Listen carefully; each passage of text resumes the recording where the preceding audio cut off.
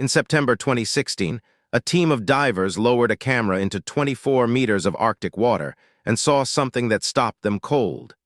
A ship that looked like it had been abandoned last week, not 168 years ago. HMS Terror, lost since 1848, was sitting perfectly upright on the seabed, her hull intact, her cabin sealed, her contents untouched by time. The captain's glass windows were still unbroken. Drawers were closed. Bottles were sitting on shelves exactly where someone had left them. This wasn't a wreck. It was a time capsule, and what the artifacts inside told researchers about the final days of 129 men, completely rewrote what we thought we knew about one of history's greatest Arctic mysteries. In May 1845, the British Royal Navy sent two ships, HMS Erebus and HMS Terror, into the Canadian Arctic under the command of Sir John Franklin, a 59-year-old rear admiral with decades of polar experience. The mission was to complete the Northwest Passage, the sea route through the Canadian Arctic archipelago connecting the Atlantic and Pacific Oceans,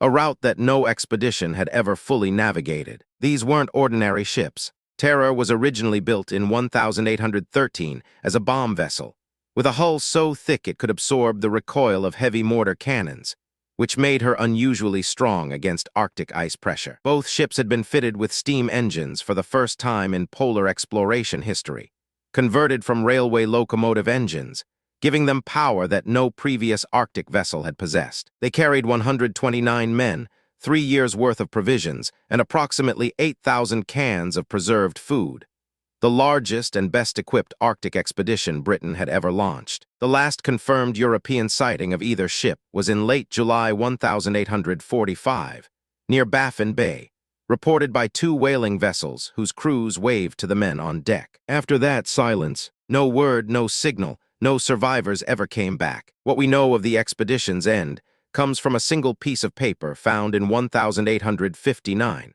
stuffed inside a cairn on King William Island by Lieutenant Hobson and Francis Leopold McClintock. The note had been written in 2 stages, the main text in 1847, and a margin note added a year later, and together they told a devastating story. Franklin had died on June 11, 1847. By April 1848, 24 men were already dead. The surviving 105 men, under Captain Francis Crozier, had abandoned both ships and were attempting to walk south toward the Back River on the Canadian mainland. Not a single one of them made it. For 166 years after that note was written, no one knew where the ships had gone, until Parks Canada found HMS Erebus in 2014 in shallow water off King William Island, exactly where Inuit oral traditions had long suggested one of the ships would be. Terror's discovery in 2016 was even more dramatic, and it happened almost by accident. The Arctic Research Foundation's vessel, the Martin Bergman, was passing through the area when an Inuit crew member named Sammy Kogvik mentioned that years earlier he had seen a mast sticking out of the ice in Terror Bay. The team made an unplanned detour. Within 2.5 hours of searching, they found her sitting on the seabed in just 24 meters of water, perfectly upright, structurally sound, masts broken away but hull completely intact. Here is what made the discovery genuinely shocking. HMS Terror was found 92 kilometers south of where the historical record said it had been abandoned. The April 1848 note from King William Island described both ships being left there, yet Terror had somehow ended up nearly 100 kilometers further south. That gap between the recorded abandonment point and the actual resting place opened a question that changed the entire historical interpretation. Did someone sail this ship after April 1848? Did some of the crew, perhaps a smaller group of healthier men, return to Terror weeks or months after the official abandonment and attempt to sail her south? If so, it means the story we had accepted for over a century, desperate, dying men fleeing both ships in a final hopeless march, was incomplete or even wrong. In 2019, Parks Canada deployed a small remotely operated vehicle, en RAV, into the interior of HMS Terror for the first systematic exploration of the cabins and compartments below deck. Over 7 days of diving, the ROV entered 20 separate spaces inside the ship and documented what it found. The captain's cabin was the best preserved space on the entire vessel, glass windows still intact, furniture in orderly arrangement, personal items in place, storage drawers closed or only slightly disturbed. In the mess hall and food storage areas, glass bottles and ceramic mugs were still sitting on shelves. In officers' cabins,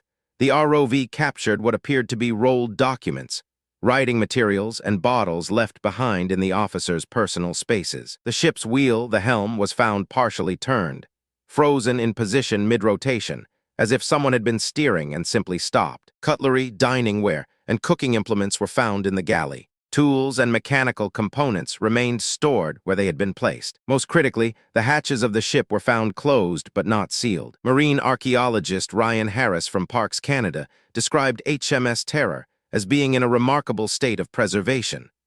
The cold, dark, low-oxygen Arctic water had halted biological decay so completely that wood, metal, and organic materials showed minimal deterioration compared to wrecks in warm water. The picture that emerged from the interior was not one of chaos or desperation. It was organized, deliberate, like someone had carefully prepared the ship before leaving it, not run from it in panic. This directly contradicts the image of frostbitten, starving, cognitively failing men abandoning ship in a final desperate moment, and supports the theory that a group of crew members returned to Terror in better condition than the historical record suggested, sailed or guided her south, and departed again in an orderly fashion. But here is where the land evidence and the ship evidence create a painful contradiction, because what was found on King William Island painted a completely different picture of how this expedition ended. Forensic scientist Dr. Owen Beatty exhumed 3 crew members buried on Beechey Island in 1984.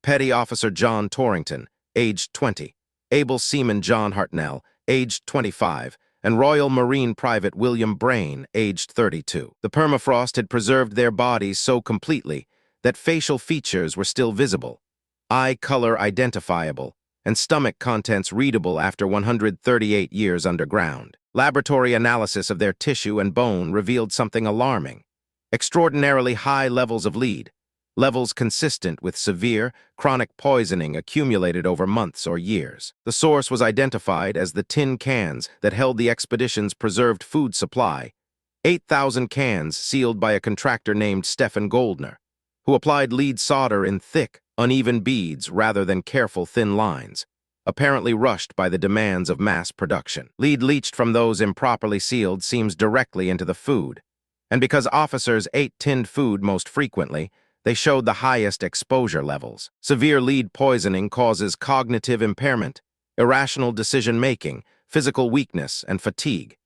Exactly the kinds of decline that would have compounded every other problem the expedition faced. And there were many other problems: scurvy from vitamin C deficiency during prolonged Arctic winters, tuberculosis that was present in at least some crew members before departure, pneumonia, temperatures reaching -40 degrees Celsius. Inuit testimony collected in the 1860s by explorer Charles Francis Hall described dozens of bodies on King William Island, some in tents, some lying in the open. Forensic examination of skeletal remains found on the island in the 1990s confirmed cut marks on the bones consistent with cannibalism, evidence that in the final weeks, some crew members consumed the bodies of those who had already died, a last measure of starvation survival. The bones and the ship are telling 2 different stories, and both are true. Some men reached that ship, sailed it, left it carefully. Others collapsed on the ice and never rose again. The Franklin expedition did not end in a single moment. It ended in stages, over months, with different men meeting different fates in different places across the frozen Canadian North. As of the early 2020s, Parks Canada has recovered more than 350 artifacts from HMS Erebus: dishes, a hairbrush, brass buttons, a lieutenant's epaulettes, rigging hardware, and the work continues. HMS Terror, with its deeper location and more challenging access, has had fewer physical artifacts removed, with priority given to non-invasive documentation. Both ships are now designated National Historic Sites of Canada, and the surrounding waters form a protected marine area co-managed with the Inuit community of Jijoa Haven, the same community whose oral traditions led searchers to the correct location of both wrecks. The locked cabinets and sealed storage rooms of HMS Terror remain unexplored. Somewhere inside those spaces, in the officers' quarters, in the captain's private storage, in the sealed areas the ROV has not yet reached, There may be written records, personal diaries, or the ship's official log, sealed in waterproof containers, possibly still legible after 175 years on the Arctic floor. If those documents exist and are recovered, they would answer the question that has haunted this story for a century and a half.